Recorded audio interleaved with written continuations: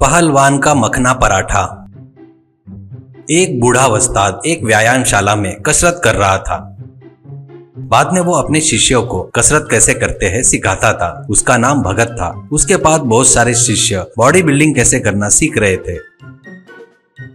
वहां पर कभी कभी कुश्ती की स्पर्धा भी होती थी। उसमें हिस्सा किए सभी को मिट्टी में पटक देता था भगत। उससे शर्त लगाकर कोई भी जीत नहीं पाया था।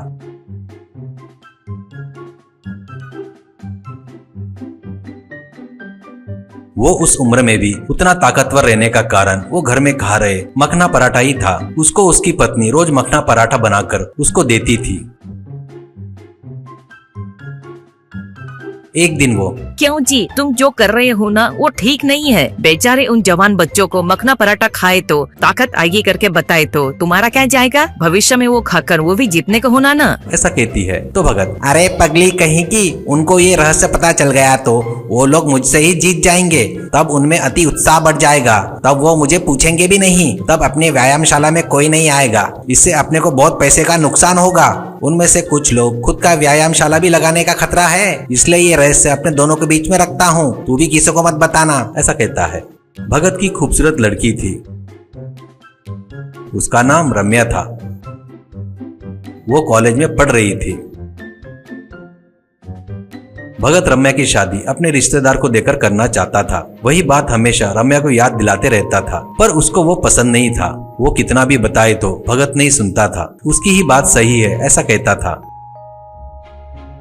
रम्या के लिए कोई लड़का आकर भगत से, मैं अच्छी नौकरी कर रहा हूँ, जायदाद भी बहुत है, रम्या से शादी करना चाहता हूँ, आपको पसंद है क्या, कहता है तो भगत, बेटा मुझे पैसा नौकरी से कोई लेना देना नहीं है। मुझे कुश्ती करके जो जीतेगा उसी को ही मेरी लड़की दूंगा, कहता था।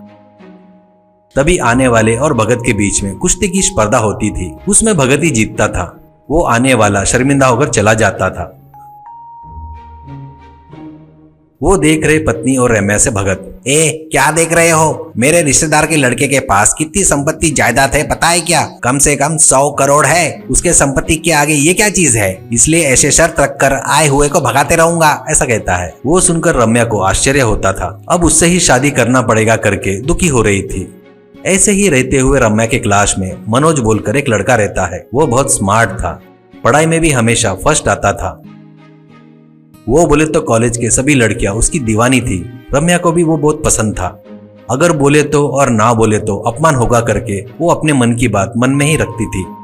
एक दिन मनोज रम्या से मिलकर, रम्या तुम मुझे बहुत पसंद हो, पर ये बात बोले तो तुम क्या सोचोगी करके कभी नहीं बोला। तुम्हें पसंद है तो मैं तुमसे शादी करना चाहता हूँ, विल यू मैरी मी करके अंगूठी दिखाते हुए घुटनों के बल बैठ कर देता है।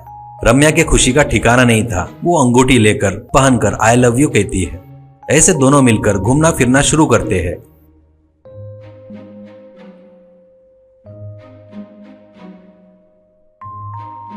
एक दिन रम्या अपने पिताजी के बारे में बताती है। इससे मनोज डर जाता है, पर वो बुद्धिमान होने के कारण उसको एक आइडिया आता है और वो, रम्या वो इस उम्र में भी इतने ताकतवर रहने का कुछ ना कुछ कारण होगा। वो पक्का कुछ खाने की वजह से ही आती होगी। वो क्या है तुम पता करके बताओ, ऐसा कहता है।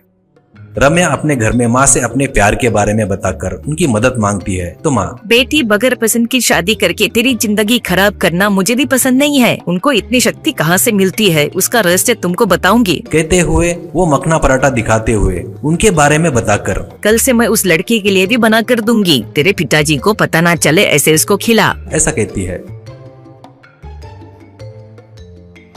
ऐसे रोज रम्या माँ बनाए सो मखना पराठा लाकर मनोज को देती थी। मनोज रोज वो खाने के साथ साथ एक्सरसाइज भी करना शुरू करता है।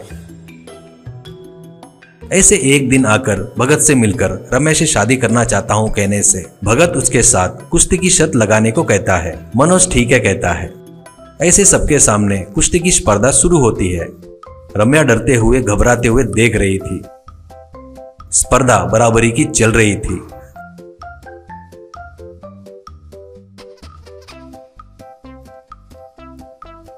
आखिर में स्पर्धा में मनोज जीत जाता है। वो देखकर सब लोग तालियां बजाते हैं।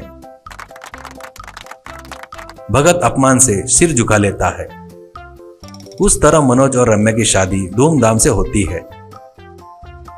गलती मानकर अपना मन बदलकर भगत दोनों को आशीर्वाद देता है।